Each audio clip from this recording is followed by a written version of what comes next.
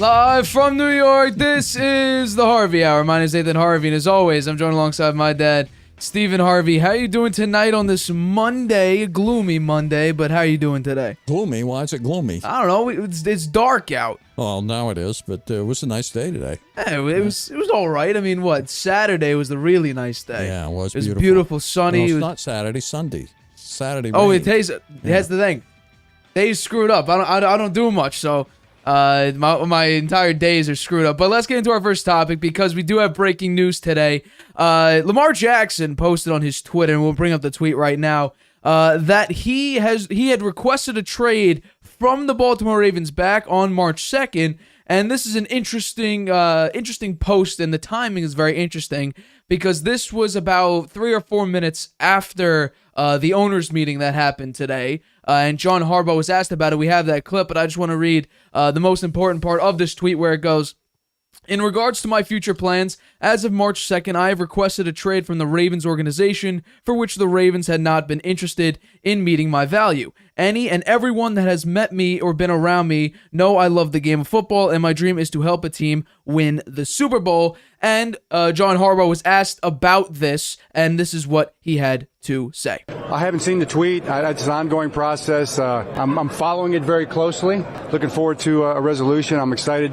Thinking about Lamar all the time, thinking about him as our quarterback. We're building our offense around that idea, and I'm just looking forward to getting back to football, and I'm confident that's going to happen. I'm pretty fired up about Lamar Jackson. You know, it's a unique situation right now, I would say. It's different than most years. This is a contract situation, so that's probably just a little different than other years, not as much. So I'm looking forward to getting back, to the normal way of doing things. I'm getting ready for Lamar. That's what I'm doing. And our offense, we've got a new offensive coordinator. Very excited about Todd Monken.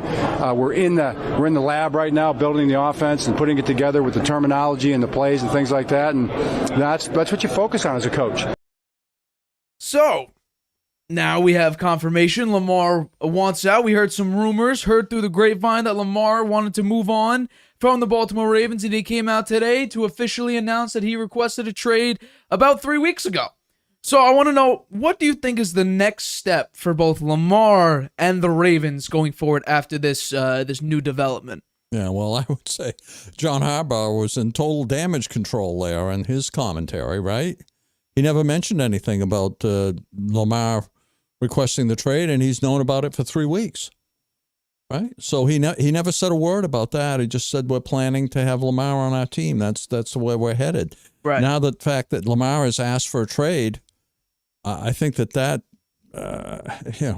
it seems like that he wants to part ways with them, and that he's never said that before.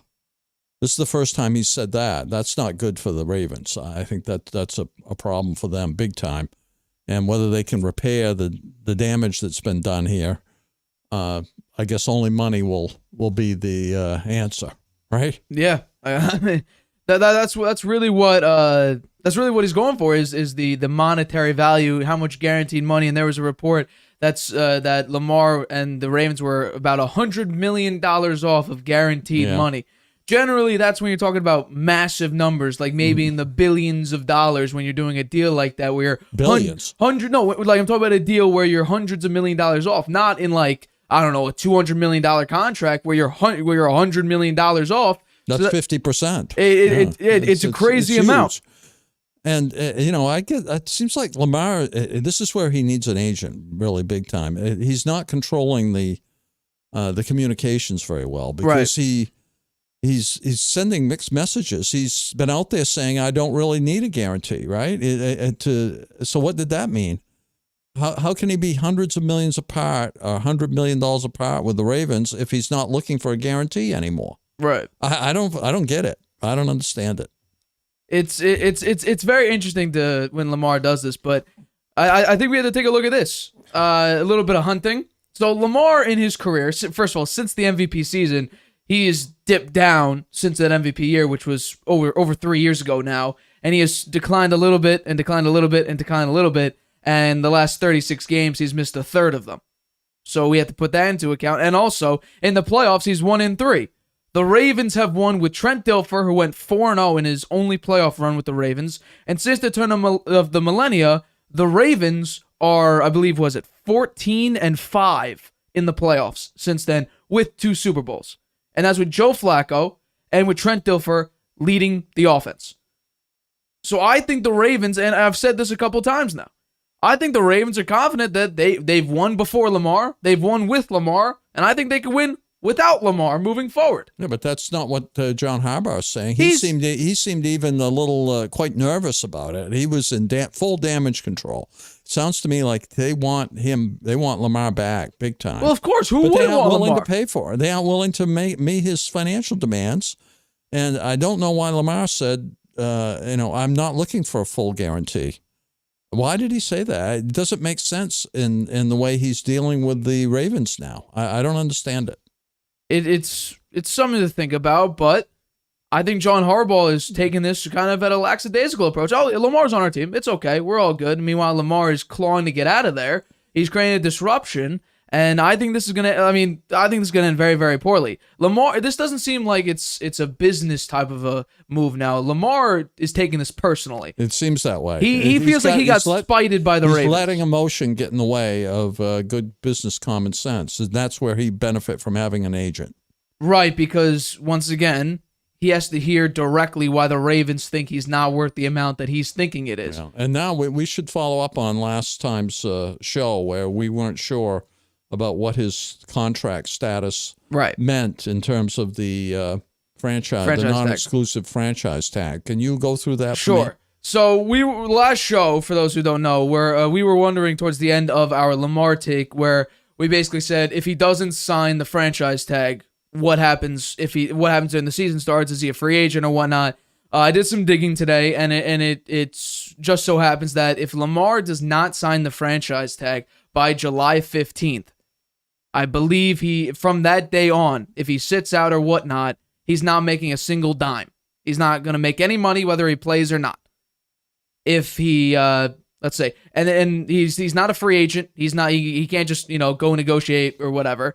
If he wants to be traded, he does need to sign the franchise tag tender, and then the Ravens could trade him if they want to. Because once again, the Ravens really have to decide this. They can match any offer with a non-exclusive deal, and they can decide whether or not to trade him if he does sign that non-exclusive franchise tag. Now, if he signs the non-exclusive deal and demands to be traded, and they don't trade him, he's just on the team. He's on the team, but he could, if he's protested and sat out, would he be subject to fines? The Ravens could fine him. Yeah, I think the Ravens he could be fine fined, him. right? Because he's making every single dime of the franchise tag, but they could just fine him X amount of dollars that could maybe equal the franchise tag. He violated his contract by signing the. Yeah. So if he doesn't sign the non-exclusive franchise tag, he just doesn't. He's have not any making pay. a single penny whether he plays or not. That goes for like 3 years, right? Well, no, that goes for 1 year since the franchise tag's only 1 year. But they could franchise tag him 2 more times after this if they want to. So he can't escape from them for 3 years. Technically, he could be without any pay at all for 3 years. On the major extreme, yes. Yeah, which is not going to happen. Of course, it's not going to happen. Yeah, but that'd be like holding him like Ravens, hostage. The Ravens kind of in the driver's seat on that aspect of it. Yes. Yeah, I would definitely say. Yeah, but having an unhappy football player on your team who is the quarterback of the team, not a good situation either. Of course not. So quarterback's the general of the offense. This is fascinating. I have I'm anxious to find out where it comes out, but I don't think it's going to be solved for a while. I don't think it so. is. Yeah. Unless, here's a crazy thing. Now, this is where the Jets could take back the leverage from the Packers. Right here. If they say, you could keep the guy who's worth $60 million this year, we're going to go out and we're going to focus on Lamar now. Even though it's come out saying that Aaron Rodgers is their plan A and that they're not worried about a plan B, but that's the Jets. Get the wrong quarterback when the best one's available. If they don't target, let's say, if they target Lamar Jackson and the Packers are dealt with, we either have to accept the lowball offer that they are not up to the standard we hope to. We either have to release Aaron Rodgers, which is not going to happen. We either tell Aaron Rodgers to stay on our team and either play him or don't play him, and he's still worth $60 million. Or, I don't even know what you do after that, because find someone else to trade him to. That's the thing. I feel like every team that has a plan right now. I think every team has a plan. Other teams may come out of the woodwork there if that happens. If the Jets go off of Aaron Rodgers and try to make a trade for Lamar Jackson with the Ravens, then I think other teams would come out and try to pursue Aaron But why Rodgers. wouldn't any other team now be fighting for Aaron Rodgers? If the Jets and the Packers are at a standstill, other teams may come out of the woodwork now and look for go after Lamar Jackson. I think they will. That he wants to be. But here's a great point I heard. Traded. Here's a great point I heard. They're gonna wait until after this year's draft because they don't want to give up. Let's say it's a top 10 team. They don't want to give up their top 10 pick along with another first round pick. So they would draft whoever they want in the draft, then pursue Lamar after the draft, give up their first round pick in 24 and 25. So then they have a top 10 pick this year and have Lamar Jackson and give up their 2 first round picks the subsequent 2 years. Or they may do the first round pick and pick a quarterback and one of the top 4 teams, right? Or five or six teams with those top 4 whoever needs the quarterback being there, and then try to trade that quarterback. But why would you, along though? with another first round pick? Because then the Ravens are going to be looking for a quarterback. Where are they going to get a quarterback? I don't think they're going to go for top dollar guy because Lamar's a top dollar guy and they're not willing to pay him. Like I said, they're going to go for a Stetson Bennett or a Max Duggan. They take one of the elite rookies that are coming out of the draft? Because you think the Ravens would try to move up in the draft? No. I'm saying that one of the top 5 or 6 teams will draft. Why though? Why help out the Ravens? Why give them a future? Because they want Lamar Jackson. But no, my point is, don't draft another. For instance, the Colts. If they want to draft, let's say, a pass rush, they would draft an edge rusher or an interior tackle on the defensive side, and then after the draft, so you use your top 10 pick on another place you need, and then after the draft, then pursue Lamar Jackson. Yeah, well, I think your chances of getting him are not as great. It wouldn't matter. You would just need to offer a deal. If the Colts had C.J. Stroud, okay, which right. is probably unlikely. Obviously, yeah. Okay, let's say they had him. Sure. Right? Wouldn't he be, and you were trying to trade for Lamar Jackson, I think your chances might be pretty decent. But here's the thing. It doesn't matter right now because he's still in the non-exclusive deal. All you got to do is give Lamar an offer sheet. And if the Ravens don't match it, you get Lamar, pay him whatever, you give up 2 first-round picks. So we don't even need to worry about a trade right now because technically a team could still offer him an offer sheet, and then the Ravens would have a chance to match it. I just think a team who drafted one of those elite quarterbacks. We're talking about 2 different things, though. But you're talking about trade. I'm talking about a franchise tag. No, they're linked to one another. Okay, not really. The offer sheet, right? Yeah. If you go beyond the draft and if you got a player that the Ravens don't want, then you're talking about draft picks that are in the future, right? Which could be high picks, though. They're going to need a player this year. If they could get one of those elite rookie quarterbacks, they kind of save face with their fan base because they've got somebody they can grow with. Right? And they wind up getting a quarterback that could be comparable to Lamar someday, right? But why would you want to help out the Ravens? Though? Like, that's my point. You're talking about a because trade. Only if you want Lamar Jackson badly, right? No, I if you understand. want Lamar Jackson badly, then you want to give something to the Ravens that will get you a trade. Right? But you're talking about a trade. You don't even need to trade him if you just offer him a deal the Ravens don't match. That's the thing. You don't need to trade a single player. Therein That's lies the problem. There's the the Ravens are going to match. Well, it depends on how much you match. offer. It depends on how much you offer. Well, if you offer $250 million, they probably won't match. Exactly my point. But they won't. I don't think anybody's going to try to do that because Lamar has now said, "I do not need a guarantee." But okay, so how does any team determine what the hell is going on here? Desperate times call for desperate measures. I would play that. He said he didn't want a full guarantee. So I wouldn't go out there and do the offer sheet. I'd try to get some players that the Ravens want and try to make a deal to trade for him. But I'm saying, like, if you're the Colts, why would you help out a team in your conference? Because you want just offer a big contract. You're gonna have to pay him. Here's the thing: you're gonna need to pay him a contract if you trade him anyway. If it's the Colts, you're gonna wind up helping them out anyway because you'll be giving them first-round picks down the road. But they could be high picks. They might not mean nothing. Yeah, maybe. I don't know. Well, here's a big question: how much is it gonna be worth? For instance. If you, let's say you do draft a C.J. Stroud or a Will Levis or an Anthony Richardson or whatever, if you draft him and then you add that draft pick, that person, with another first-round pick in 24, 25, or whenever, and then the Ravens accept that, you're still going to need to pay Lamar an exorbitant amount of money. That's because you want Lamar Jackson. So he's going to get a huge amount of money. I understand. The thing is, though, you may not have to give as much of a guarantee as originally thought, because now he said, I don't need a guarantee. I don't need a full guarantee. I just want to get out. Now the message is from Lamar Jackson. I want out of Baltimore. Right. I don't want to play there anymore. Right. I've told him on March 2nd that I want to be traded. Now I've stated in public that I don't need a full guarantee. Yeah. So bring me some offers. Bring me some offers. Well, that's what I'm looking for. That's what he was hoping. Yeah, and I would think he would get some now. Why wouldn't he get some? I think some teams ought to just. Why not? Why wouldn't they try? I think there's two reasons why. I think the Jets ought to really serious. I think they should drop Aaron Rodgers. I think they should drop Aaron Rodgers. I think screw the Packers over. No, but I think they give themselves leverage with the Packers if they go that route. Absolutely. And threaten to sign Lamar and leave Rodgers in the dust. Yeah. And then guess what? The Packers are going to start this process all over again with another team, maybe. Because if, let's say, a team, let's just say it is the fact, just in some random scenario where teams are waiting till after the draft for like my instance where they want to trade 24 and 25 instead of a top 10, top 15 pick this year. If they are not going for Lamar now, after all of this, he's announced that he wants a trade. His business partner or whoever came out saying he doesn't want a guaranteed deal. Is Aaron Rodgers going to have a market here? Aaron Rodgers has one market. The Packers don't want him, but they have him. The Jets are desperate for a veteran quarterback. They're saying that Aaron Rodgers is their plan A, when really Lamar, who's more than a decade younger and better right now, they're not going for him. They're not saying they're not worried about a plan B.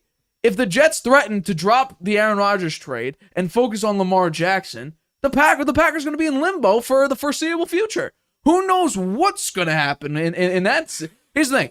This situation with Lamar and Aaron Rodgers is as complicated right now as it probably could ever be. Yeah. Now, if the Jets come out and focus a little bit more on Lamar Jackson, now it's an entire entangled web that makes no sense to what's going to happen. I think that this will, if the deal with Aaron Rodgers and the Jets is going to go through, I think it's going to be sped up now. I think it could be that's what I was thinking. Yeah, I was thinking about that. It could be sooner than expected. The Packers may need to drop off. And hold on. I didn't think it would get done until the first, just before the draft, if it was going to get done. And if it didn't get done then, it could go really late, because then the Packers have the leverage. Right. Because the Jets would want to have a quarterback in camp to get their offense together. Right. And they'd have to wait until almost the first day of the season then. Yeah. The Packers could hold out for that.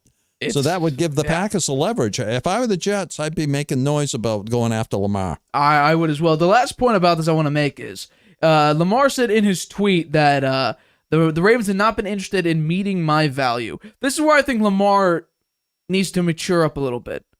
You're part of a business. You're employed by the Baltimore Ravens. You set a value, correct? The Ravens have their value. I think the mature business decision between both parties is to meet somewhere in the middle.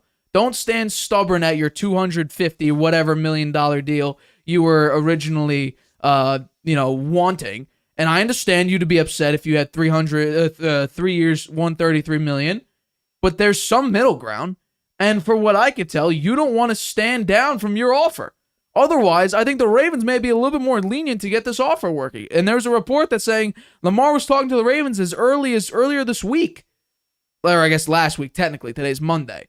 Sometime last week that they were talking. About what? I mean, about contract. Well, he said he wanted to be traded. That's the weird thing. Lamar wants to stay, but then he wants to go. He's talking with the Ravens. Does he want to come? Negotiation. It's a weird situation. It's part of the negotiation. It's I don't know what's happening right now. Lamar, I think, just get an agent. I mean, if Deshaun Watson could get $230 million to a desperate team after his off the field shabacle, Lamar. Take some hints and get that agent. Yeah. Because if that agent could get Deshaun Watson that much money and get him out of that mess, yeah, well, imagine what he could do for you. Look who he did it with, though. The Clowns. Yeah, I know. The Cleveland Clowns. Yeah. But, hey, I mean, the Ravens are a smart organization. They've won before Lamar. They've won Super Bowls before Lamar. They barely won a playoff game with Lamar. And I'm saying, get Max Duggan, get Stetson Bennett, and I think they could win beyond Lamar Jackson. But we will see. Let's get into our next topic. We're going to the association. It's looking a little bit rough in Dallas. The Mavericks have lost 2 straight games, back-to-back games against the Hornets, who are, I believe, I have it right in front of me. I think they're a bottom 5 NBA franchise right now. They are currently the 4th worst team in the NBA. And they lost back-to-back games, and for the most part, in ugly fashion.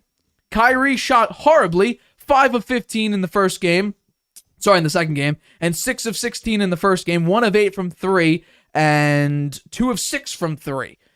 18 points in the second game, and and 18 in the first as well. 18 points in each game, shot very, very poorly. Luka dropped 74 points in totality. You see it on the topic bar there, 22 rebounds and 16 assists combined in those 2 games.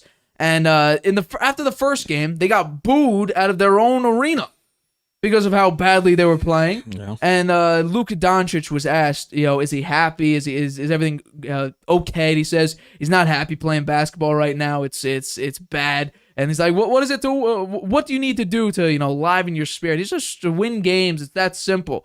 Well, since Kyrie came onto the scene, that's something you haven't really been doing. Yeah. I have it in front of me here. Since Luka and Kyrie made their debut together back on February 11th, the Mavs were the 4 seed in the West. They are currently 5-13 since that debut, and out of the play-in, they have dropped 7 spots. Wow. Since February 11th, when Kyrie and Luka took the court for the first time together. So, what do you think is the main reason for the Dallas Mavericks collapse? Kyrie Irving. Shocker. They ruined the team chemistry when they brought him in. Yeah. That ruined it. Luka Doncic is the Dallas Mavericks, and bringing Kyrie Irving in there was a mistake. It's clear and simple. Particularly someone who's had so many issues along the way. Why would they bring him in there? I think that was a total mistake. There were other players they could have brought in that would have complemented Doncic much better. Instead of you're bringing someone in to compete with him, basically. It looks like competition, right? Good point. So that was a huge mistake. I feel sorry for Doncic. He doesn't have that much around him, and now he has Kyrie Irving, which has ruined the chemistry of the team. So I'd be surprised if they make the playoffs now. It's funny to think they have that many games left now. And I think there's, 8 games left? I mean, look, 5-13 they've gone with Kyrie Irving on the team. He hasn't even played all the games. He was hurt for some of them, He was hurt, yep. Yeah, so I think they're done. I feel sorry for Doncic. I'm not going to put all the blame on Kyrie, but I'm going to put about 85% of it on Kyrie. That's a lot. Because this is now here's the thing. They've been, 20-something games together? I was at 18 games together, 5-13. Yeah. And it's already gone to hell. It took the Cavs like a number of years for that situation to implode. Kyrie abandoned LeBron in Cleveland. He goes over to Boston. That culture's destroyed. He says, if they want me back, I'll gladly sign here. He abandons him the first chance he gets to go to go over to a team with his buddy Kevin Durant. And that may be the worst situation, the worst team comp. He hardly played. The worst team comp I've ever seen, maybe, the Brooklyn Nets. That experiment was an absolute horrible, horrible job. That team imploded this year. Then he goes over to Dallas, and they go 5-13, and now Luka's depressed playing basketball. It's crazy. People are like, get Luka some talent. They were the 4 seed before they got him. 4 seed. But yeah. Like people are saying, Luka does not have enough talent. Get him some talent. They get him arguably the best ball handler in NBA history, or maybe in the NBA right now. A very, very good offensive player. Doesn't play great defense. Luka goes from smiling, laughing, having fun in playing basketball to now getting asked questions, and he looks, very depressed playing basketball. It's crazy. You have a bad team, although it wasn't a bad team because last year you were second in points allowed and 6th in defensive rating. That's with Spencer Dinwiddie, who no one seems is really good. You had Jalen Brunson, and you also had Dorian Finney-Smith, who maybe was your best wing defender. You go to this year, you trade away Spencer Dinwiddie, trade away Dorian Finney-Smith. Jalen Brunson, you didn't want to re-sign. He's over in the Knicks, making a massive name for himself in New York. And you become the 15th, or you're the 15th in points allowed, and 23rd in defensive rating. You can't play defense. So that's the thing. Luka needs the ball in his hand. Kyrie needs the ball in his hand. Jalen Brunson kind of needed the ball in his hand, but was a very, very good number 2 for them. They should have hung on to him. Dorian Finney-Smith and Spencer Dinwiddie did not need the ball in their hand, and they were pretty good defenders, especially Dorian Finney-Smith. They needed to get somebody to complement Doncic, not compete with him. Right, and that's what Kyrie's doing. Kyrie is a solid number 1 point guard. He's not a number 1 talent on the Mavs, because I would still give that to Luka, but he is a primary ball handler. Yeah, so how can you have them both in the game at the same time? It doesn't work. It's tough to do because they both require the ball to be super effective. And now, look what they're saying. And it looks like the Lakers won't pursue, the report is the Lakers won't pursue Kyrie in the offseason. I really don't think the Mavs should pursue him again. I don't think that they're going to drop him. If you're going to get talent, if you're going to get talent, get a very good number 2, Jalen Brunson. I think Kyrie Irving will wind up on one of the very poor teams next year. You think? I don't think he'll be in one of the team that is adding one piece to make a run at the championship. I don't think he'll be picked like that. I think he'll be on a team that's in the bottom of the heap, just trying to bring in fans. Interesting. Yeah, that's what I think. Why would somebody that thinks we need one piece to compete for the championship, why would they pick him? Maybe he's the best available. Well, then there'd be some pretty poor other choices then out there, because this guy is a disruptor. He's a disruptor. He had one good run with Cleveland. Yep. He hit a big shot to help him win the Game championship. 7, yep. And after that, it's been all downhill for him. Yeah. He disrupts the culture of each team he's been on. He abandoned Cleveland. It's all about him. He him. abandoned Cleveland. He abandoned Boston. He abandoned Brooklyn. And that Brooklyn situation was an absolute mess. And especially with Ben Simmons, who now, I guess the team, he's some sort of weird injury, and the team doesn't think he'll... At this point, Ben Simmons should just retire. There's a whole situation with Ben Simmons. He doesn't play. He's down on himself. He's, personal issues, mentally, not mentally there. At this point, retire. Just save yourself, because you got embarrassed in Philadelphia. How old is he? I think he's like 27, 28. Well, get some counseling. His head's not in the game. Get some counseling. I mean, he's a talent. I mean, he's pretty good defensively, 3 years ago, and now it's... that Ben Simmons situation is a whole nother thing, but then he comes over to Dallas, and they lose a lot of games, and lose more games, and now Luka went from happy to sad, doesn't want to play basketball. This team... I don't think he said he didn't want to play basketball. He's not happy playing basketball right now. Yeah.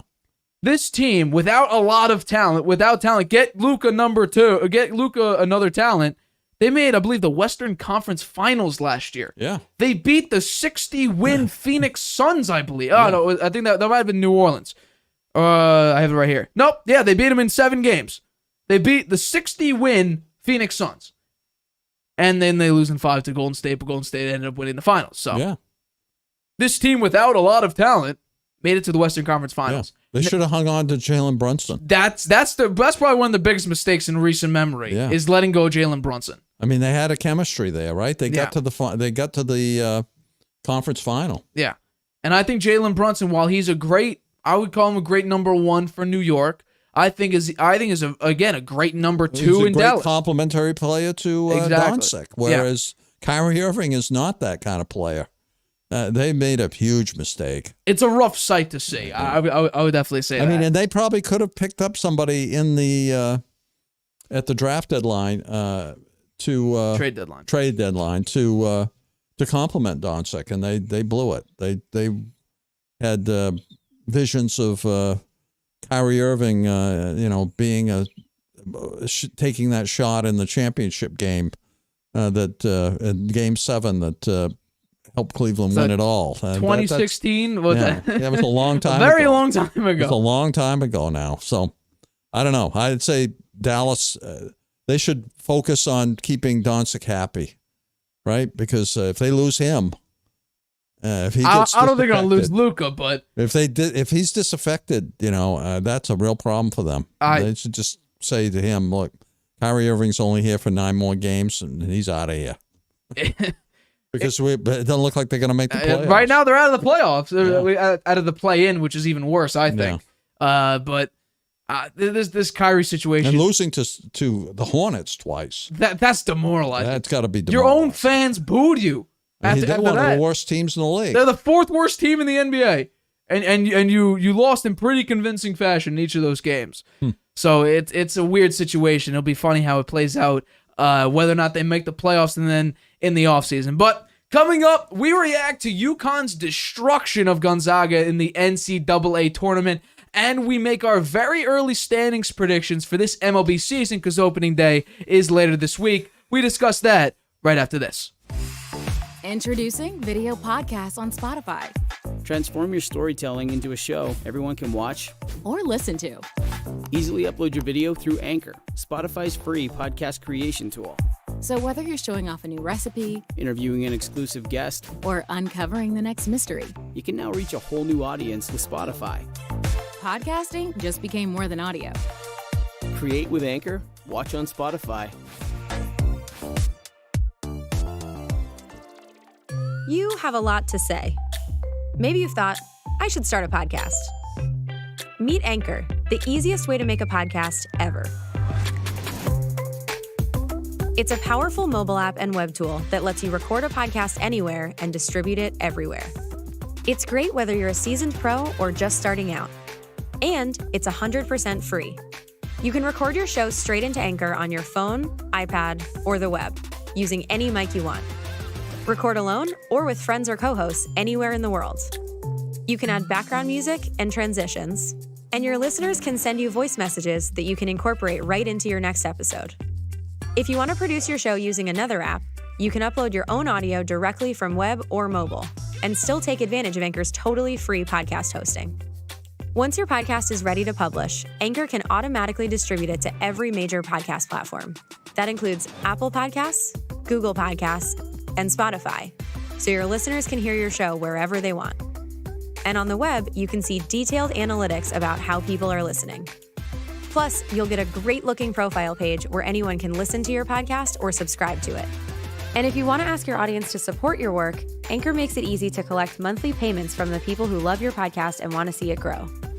You really don't need a recording studio, expensive equipment, or a bunch of technical knowledge to deal with a podcast feed. Just get started and join the diverse community of podcasters already on Anchor. We can't wait to hear your podcast. Welcome back to the Harvey Hour. My name is Nathan Harvey, and as always, I'm joined alongside my dad, Stephen Harvey. Let's get into our next topic because this, we don't really, I didn't think I'd be talking about the NCAA tournament, but I am because I was incredibly impressed with the UConn Huskies. I believe it was on, was it Saturday, I believe they played. Here's the funny part. I picked Iona. I made a $10 bet with my friend who goes to UConn. I made a $10 bet that Iona would beat them. And I got very excited because Iona was up, I believe, by 1 point at halftime. And then the UConn Huskies became the UConn Huskies we see now, dominating teams, and they've beaten every single team in the tournament by 15 or more points in each of the games. Which is, I think, is very surprising given that St. John's beat them not that long ago. Hey, right? Let's go St. John's. Some of the teams that beat them would lead you to believe they weren't going to go that far in the tournament. Right. But during the year, the teams that beat them during the year. They have been extremely destructive this year in this tournament. I mean, Gonzaga made the finals literally last year and then got upset by, I believe, Baylor in the finals. Now they come into this and once again fall short, fall flat on their face, and this time it was an absolute pounding by the UConn Huskies. So I want to know, what's your reaction to the UConn Gonzaga game back on, I believe it was Saturday. What do you think of it? I guess I wasn't too surprised. I mean, UConn's number 4 and Gonzaga was number 3. Yes. So they weren't that far apart in terms of the seedings. I think the thing that surprises me more, or that I've seen in more recent tournaments, this tournament, is that, when I was younger, which was quite a long time ago, the number 1 seeds, they always made it through, and they were the ones that were fighting it out for the championship with the high seeds. Right. And in tournaments more recently, it seems like the lower seeds have found a way to get further into the tournament. And now, look, in this case, the highest seed is a number 4 in the Final Four. Yeah. That is pretty surprising, right? A 4 versus a 5, UConn versus Miami, and a 5 versus a 9 with San Diego State versus Florida Atlantic, right? Yeah. Florida Atlantic. I mean, that's a surprise. They got to the Final Four. Hey. I mean, that game against they played Texas, right? That was Miami. Miami played Texas. Kansas State. Kansas State, right? Kansas State was behind, and then they came back. It looked like they were going to pull ahead, right? And that guy Noel for them, he may have been the best player in the tournament. Yeah, right. He was great, and then they fell apart right at the end. Yeah. I was shocked actually by that. So I'd be surprised if FAU makes it to the final, but I would see. be as well. Yeah, I think it's going to be San Diego, UConn. Hey, UConn, right now, yes, I picked UConn to be a one and done this year. But the way they absolutely are crushing teams with Sonogo and Jordan Hawkins dropped 20 points in this game against Gonzaga. They should be the favorite. I believe they are. They are the favorite. I've been looking it up and watching it. This UConn team should dominate the betting line favors UConn. And it should. UConn should dominate this entire tournament. And where do they play? Where are they going to play the Final Four? What town? What city? I know they're playing right now in Houston. I'm not sure where the final is being played. So, couldn't tell. That could be, important, right? I don't think so. Well, if it's not too far from UConn, then a lot of fans will be there. Wait, what's because the team I believe played in MSG. Look it up. A lot of the games were at MSG this weekend. Let's see. I'm curious to see. Final Four be hosted in Houston. In Houston, yeah. And that's all I'm getting right now. When's the? It looks like it's gonna be Houston. Yeah. Okay. So there we go. That's a long way from UConn. It's closer to Miami. I don't think it matters though, but maybe not. I was impressed with Miami actually because they were down, and then you were watching the game, and I came in and I said, "Oh my God, Miami's absolutely screwed. They're down. I think there's 4 or 5 minutes remaining in I believe it was the fourth quarter." And then I was like, okay, good job. Miami lost. That sucks. And I checked the score at the end of the game. I'm like, Miami won this game? Was it 88-81, I think, or 85-81, something like that? High scoring game for at least the 5 seed versus the who did Miami play? Do you remember? I don't. I'm sorry. I should know that. I was watching the game. Let's see. Miami, they're the 5 seed. They were playing. If I could bring it up real quick, they were playing number 2 seed Texas. That's right. Right. It was That's 88-81. Yeah. Texas they choked that big time. 51 points Miami scored in the second half compared to 36 from Texas. Yeah. Absolutely dominated. But the way UConn played in this tournament, 15 points. You're beating teams by per game. And hey, Gonzaga, Drew Timme, the guy that looks like he's 35 years old, he's been dominating the tournament. 4 games, he's averaging, I have it in here, I believe it's 24 points a game. Yeah, 24.3 points a game, 9 rebounds. Shooting a total 57% from the floor. He was Gonzaga. He got into foul trouble early in this game, and once you get into foul trouble, you have to play a little bit more cautious. He ended with 4 fouls. So Gonzaga comes up short again. UConn, I forget. I think it's been a while since they made at least the men's team made their last Final Four. But I fully expect UConn to go into this tournament and absolutely crush. And we'll see. We're gonna see what comes out of the game on Saturday, April 1st. FAU SDSU. I'm curious. Who are you picking for that game? I know we can make our picks Friday. I'm just curious what your first impressions are. FAU, San Diego, or was it Florida Atlantic versus San Diego State? I'm picking San Diego State. I'm going I'm going to keep the Cinderella story going. I'm picking FAU because Kansas State, the Kansas State head coach went into that locker room and said that was the hardest team he faced yet. So I'm saying that this team has guts, this team has courage, this team is going to the final. A number 9 seed playing number 4 seed UConn. And that coach is a first-year coach with them, I believe, right? I don't follow so. FAU's coach, the first-year coach with them. That's my pick. I know we could have made our picks Friday. I was curious what your first impressions were. So you got what? San Diego State I'm versus hoping UConn? UConn wins. I like UConn. I've followed them. You know, they've had a lot of success over the years with Jim Calhoun when he was their coach.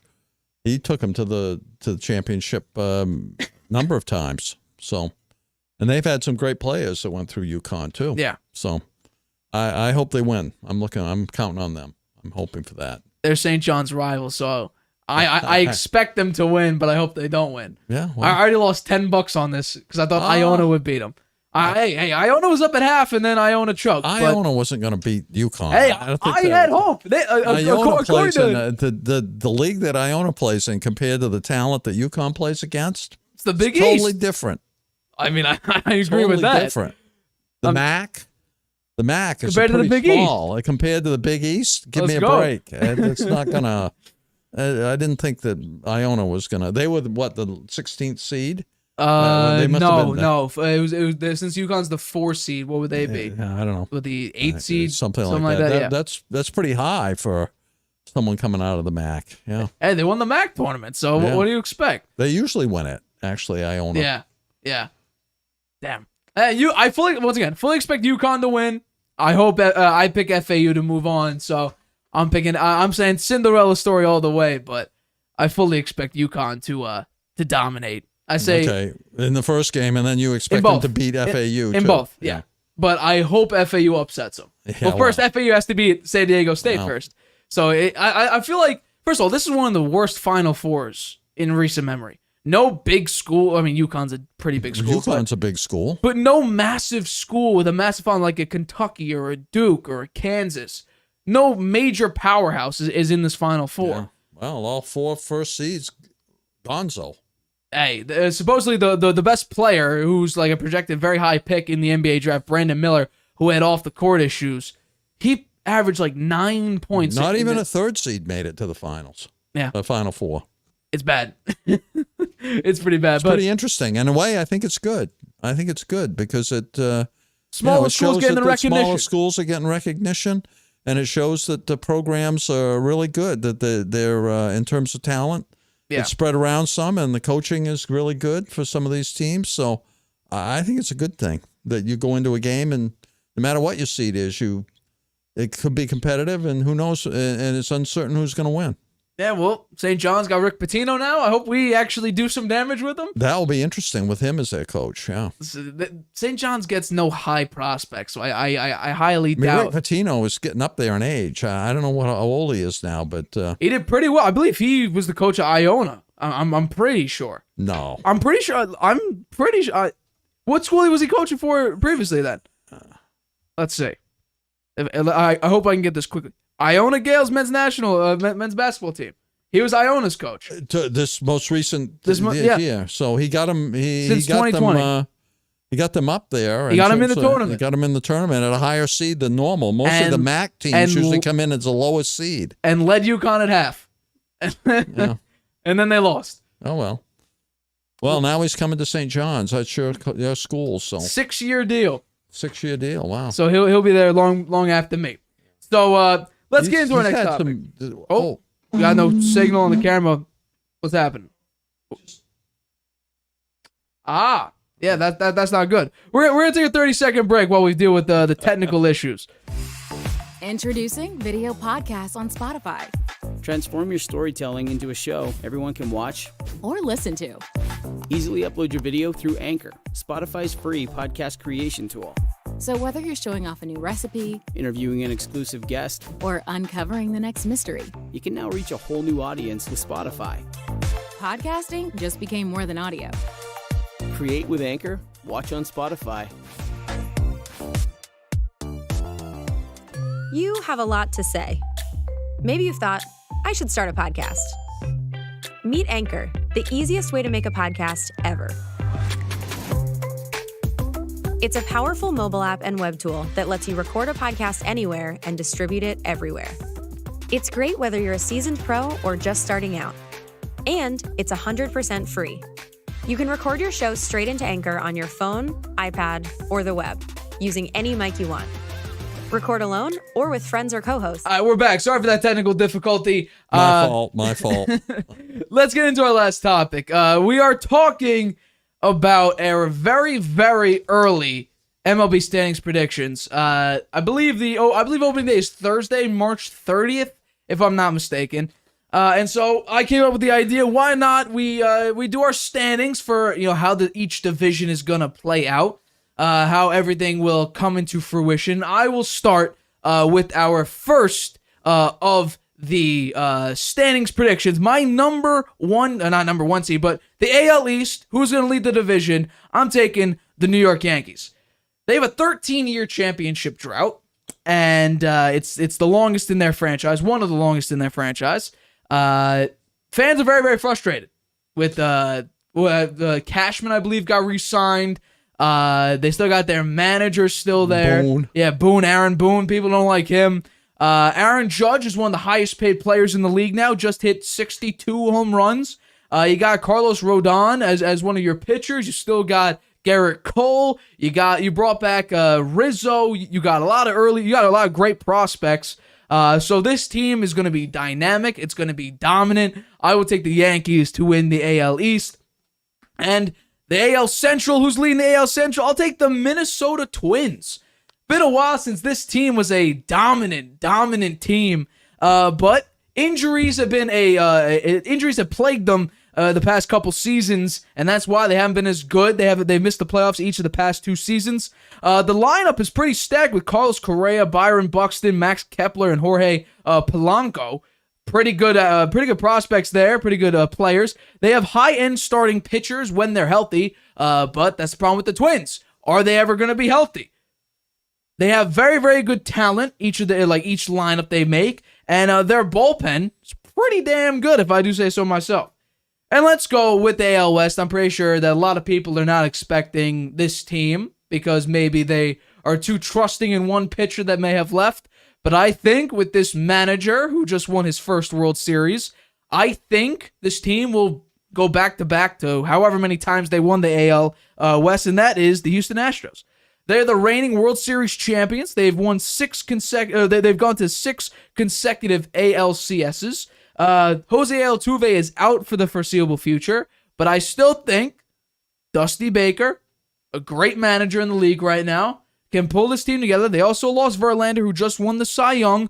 I will take the Houston Astros because the Angels are always a disappointment because they have like the 2 best players in the MLB in Shohei Ohtani and Mike Trout. I just think the Mariners were close, couldn't get there though, and the Oakland Athletics have not really been good in like decades. So I'll take the Houston Astros to go back-to-back to however many backs they go. On to my NL picks. The NL East. This team has spent about $500 million on their payroll. I'm picking the New York Mets, and yes, I know, they just lost Edwin Diaz, a phenomenal closer for them, their number one closer. And that's a those are some big shoes to fill in, whoever will take that closer role. But the Mets pitching staff is some of the best in the MLB. From the rotation to the bullpen, you got Max Scherzer and Justin Verlander back together. Justin Verlander, like I said, just won the Cy Young. Pete Alonso's an MVP candidate. And you got a potential breakout candidate in Jordan Walker. I like this team. The Mets are dynamic. You got Francisco Lindor. He had a very, very slow start with the Mets. Now he seems like he's come alive. Pete Alonso, he's been a very, very good player. You got great pitching. The Mets should win the NL East, but I could definitely see the Braves coming in there and disrupting that because that's what happened last year. The Braves came all the way back from being horrible to I believe they won the NL East. Yep. NL Central. I'm going with the St. Louis Cardinals. They've reached the playoffs in 4 consecutive seasons. They got a great bullpen. Let's move on to the next one. They have 2 MVP candidates in the lineup, as well as a pretty well-rounded lineup around that bullpen. They have a very, very deep farm system, one of the best in the MLB. And just like the Twins, they have a great lineup, phenomenal lineup that really pick apart each day. Any day you want, you have a pretty good lineup for the Cardinals. And I would say pitching is pretty good. You did lose a couple great players, though. Like, I don't know, an Albert Pujols. You lost Yadier Molina. I forget if Adam Wainwright came back. I don't think he did, but he may have. I thought I saw something about a 4-year-old Adam Wainwright dealing with a soft tissue injury for this year, although that could have been a last year report. I don't know, but still. 40 years old, Adam Wainwright. I don't know how much production you get out of him. But the last one, not really a big market team, I think. But this team is making a lot of noise, especially in the offseason. I'm taking the San Diego Padres. The Padres, Yu Darvish extension, Manny Machado extension, added Xander Bogaerts, added Matt Carpenter, who was very good for the Yankees. You had Juan Soto last year. You bring him in for another year. Tatis is coming back from his suspension. Yeah, every position is an all-star. You got hitters from every which way. Yu Darvish is a pretty good pitcher. So I think this team, go out. I think they barely edge out the Dodgers. Because the Dodgers team, that is a great team. I think you edge out the Dodgers a little bit. Padres take it. Those are my standings. So I got for the AL, Yankees, Twins, Astros, NL, Mets, Cardinals, Padres. Here's your turn. Your AL picks, AL East. Yankees. I hate to say it. I hate the Yankees. But they've been pretty consistently winning the American League East in recent years. They have, as you said, a very good lineup. They brought back Aaron Judge. I think that was important for them. I think he's still got a lot to give. It's a long contract, but I think this year he'll do great. And they asked him, what do you think your chances are of 62 home runs again? He said, you never know. So, he's up. I think he's got the optimism that he can crank out a lot of homers again this year. They still have Giancarlo Stanton. Those two guys, I think, can do some damage. Although Giancarlo Stanton, he's hot and cold. Sometimes he's brutally cold. Can't hit at all. But I know about Aaron Boone. Sometimes he makes some kind of crazy decisions, and the fans have gotten down on Cashman in recent years. But he generally goes out and makes a trade just before the trade deadline that helps the team, and they're not afraid to spend money. So I'm taking the Yankees in the East, but I don't think it'll be as easy for them this year as it was last year. I mean, they got way, way ahead last year.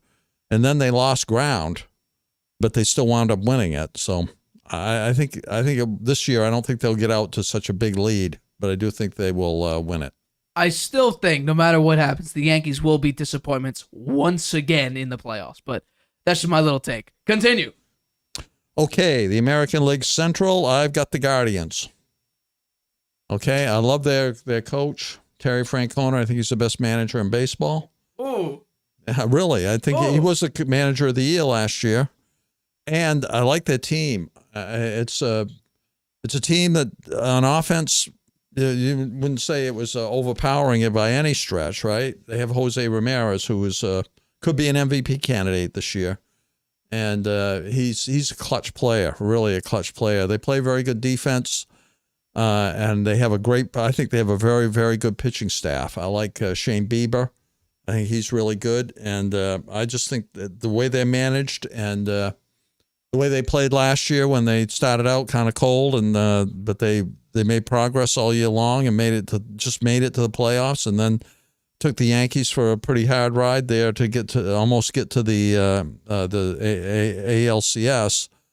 I think they're going to win the division this year. Okay, and now the AL West. I agree with you, Houston.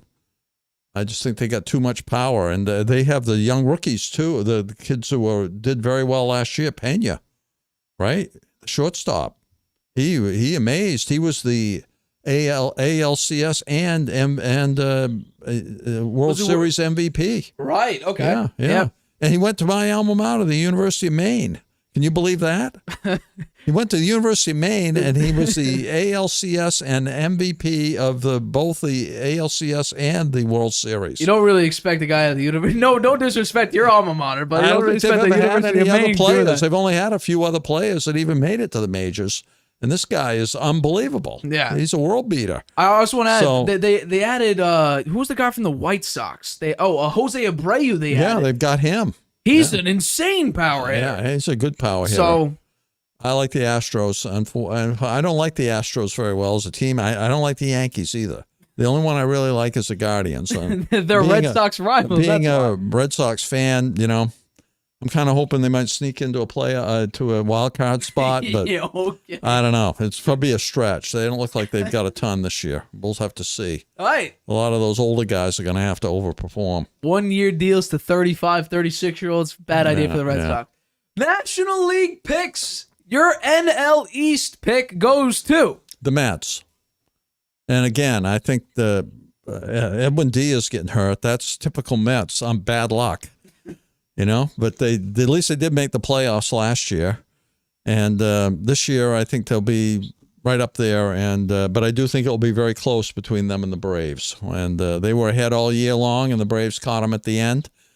I don't think the Braves will have such a bad start this year as they did last year. And I think it'll be close all year long. I'm just having the Mets are going to eke it out this year. All right, your NL Central pick goes to. I'm also picking the Cardinals. And just for not so much because of who they've got, it's just their franchise. I mean, they always find a way. I mean, there have been years where they've been way, way behind, and somehow at the end they sneak in there. And it's just the culture they have, I guess. I don't know. And their fan base, it's a great organization. And so, they got Goldschmidt, and I guess Wainwright is still there. I don't know. He's getting old, but he seems to be able to win games for them. They got some good young talent, so I like them to win. I think they're gonna win the NL Central. And in the NL Central, who is their competition really? The Brewers. Yeah. The Brewers. I don't know. I think that I don't think the competition is as fierce there as it is in some of the other divisions, like the American League East. What about the And Reds that's and the brutal. Pirates and the Cubs? What about those? Yeah, the teams? Reds. They're horrible. The Pirates. Awful. The Cubs have been poor, too. Hey, the So Reds they don't and the have Pirates this- won the same amount of games, so I 62 and think- 100.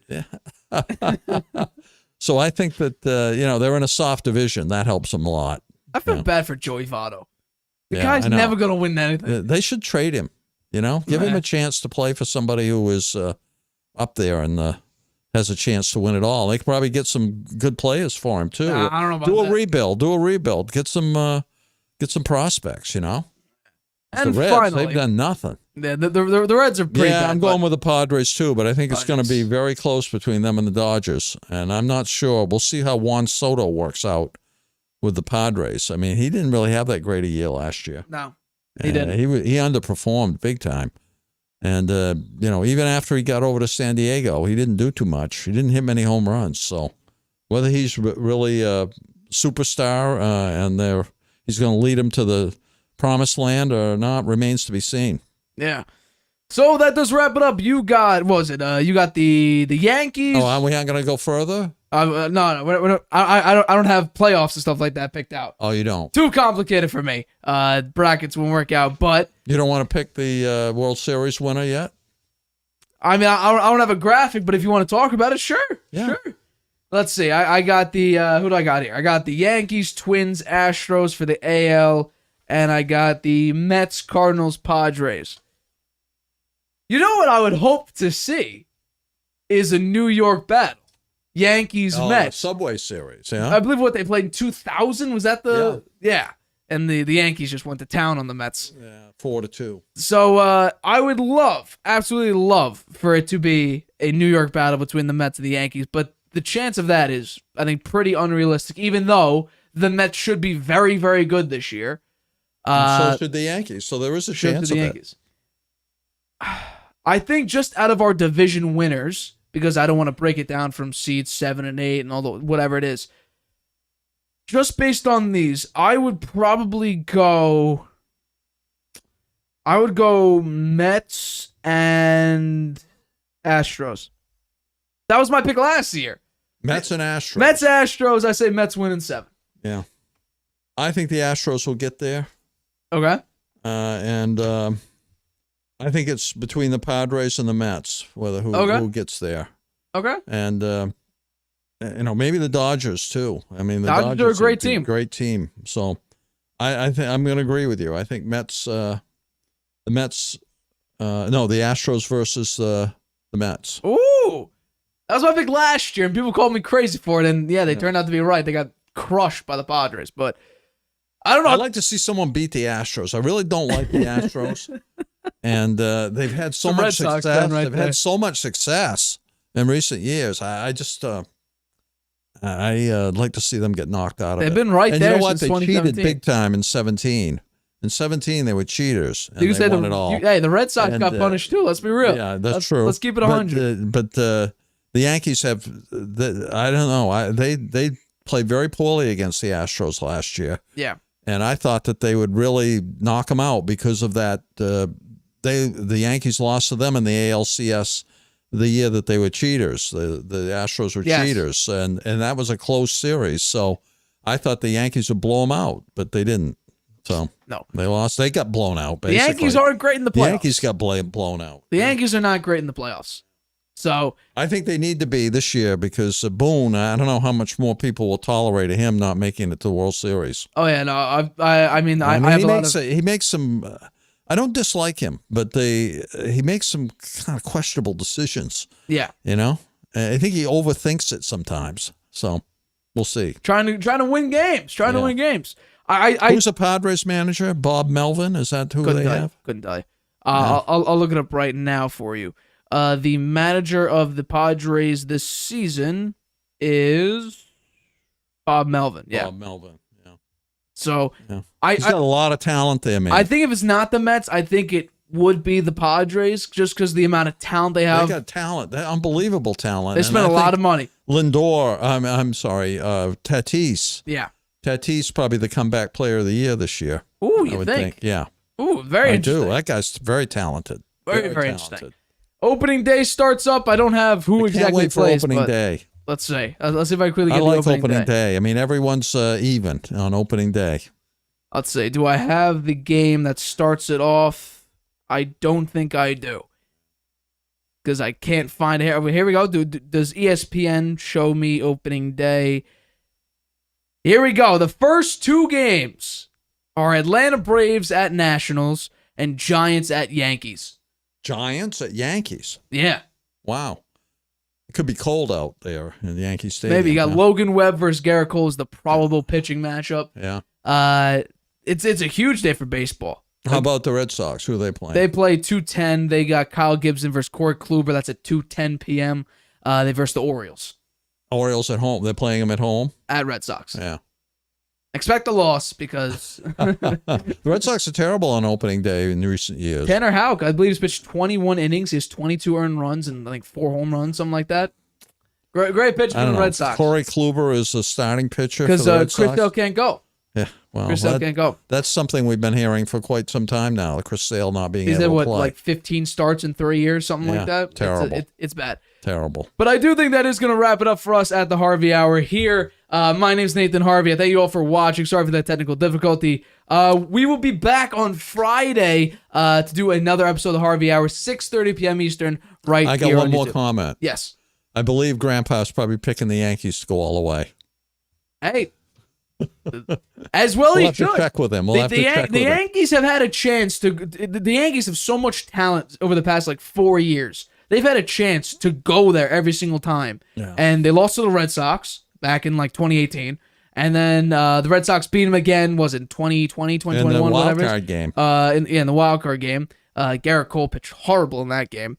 They said they've had a lot of opportunities and come up small in the playoffs, or have missed the playoffs with a lot of talent. So. Hey, they've had their chances and they've come up short. But like I just said, predicting, I think Grandpa's picking him to win it all. absolutely, absolutely, as well as he should. They're a very, very good team. But 6:30 p.m. Eastern, right here on YouTube. We will see you Friday, 6:30 p.m. Eastern. Bye-bye. Introducing video podcasts on Spotify Transform your storytelling into a show everyone can watch. or listen to. Easily upload your video through Anchor, Spotify's free podcast creation tool. So whether you're showing off a new recipe Interviewing an exclusive guest, or uncovering the next mystery, you can now reach a whole new audience with Spotify. podcasting just became more than audio.